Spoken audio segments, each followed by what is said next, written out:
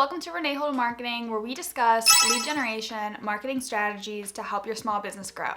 I'm Renee, I'm a marketing specialist, and today we're talking about how to assess your lead generation strategy. Today I want to talk about some of the kind of general steps in the lead generation process and some of the key factors that you want to look out for to help you assess what needs to be changed in your strategy in order to optimize it and improve it over time. And I want to give you a quick little story just to give an example of how unique and specific lead generation strategies can be.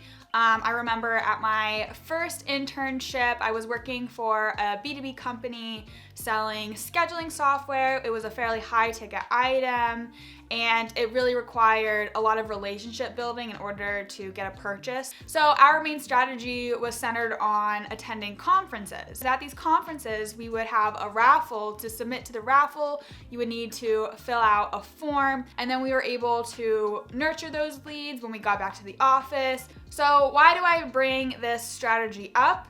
Well, we were constantly assessing the different parts of that strategy, including what kind of raffle we would have, what kind of form that we would have people fill out in order to enter the raffle, emails would people from that conference be interested in seeing. All those different little pieces of that lead generation strategy needed to be assessed, and they changed over time from the time I was an intern until I was an associate at that company.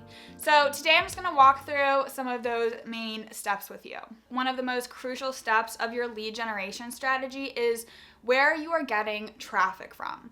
So you could be getting traffic from social media, from events, from paid ads, maybe if you're holding online events like a webinar. The quality of the group of people that you are marketing to in regards to your target audience is the number one first key step to a successful lead generation strategy. Now, what I often see is companies trying to grow a following online. So if you're just amassing followers by doing lots of trending content and you're not thinking about, hey, are these followers in my target audience?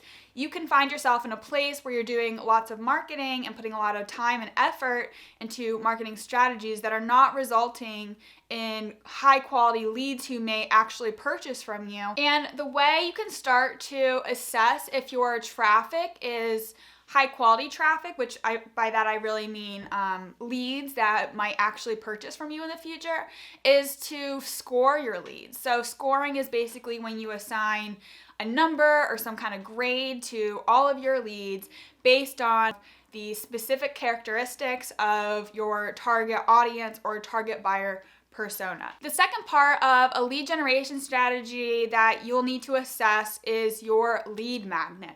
So lead magnet generally means a piece of content or a valuable resource that you offer your audience in exchange for their email address. But in this sense, I'm going to be kind of putting the lead magnet as a broader umbrella term, meaning the form that you use to collect your audience's email address or other information so you can contact them later. A big way that I've seen companies kind of have lead magnets that turn away their audience is if they have a ton of questions. So if you're sending people to a lead magnet that has 5+ questions asking detailed information about your prospect customer, that could turn people off and make them not want to fill out the form. But the initial lead gen form should be fairly short, and it should be very clear about what your value, your offering is, so there's no confusion that might also turn away your customers. So when you're generating traffic and you're collecting emails, you're probably going to get some leads who are not ready to buy from you now, but maybe will be able to buy from you in the future.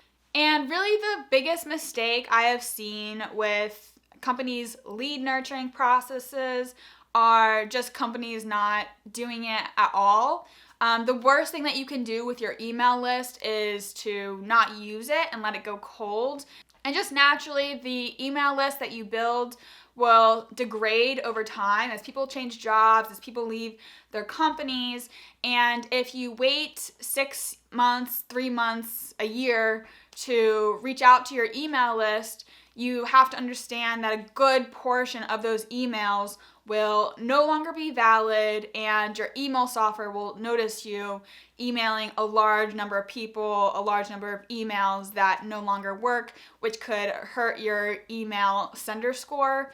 Okay, so if you are consistently emailing your email list and nurturing your leads, how do you assess the success of your nurture campaigns? You can tell if these efforts are successful if they're actually purchasing from you, which is the ultimate goal of lead nurturing.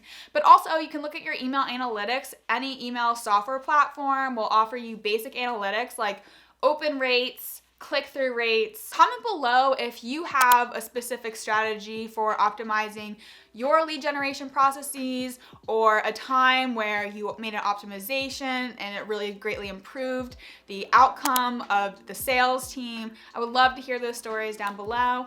Thank you, and see you later. Bye.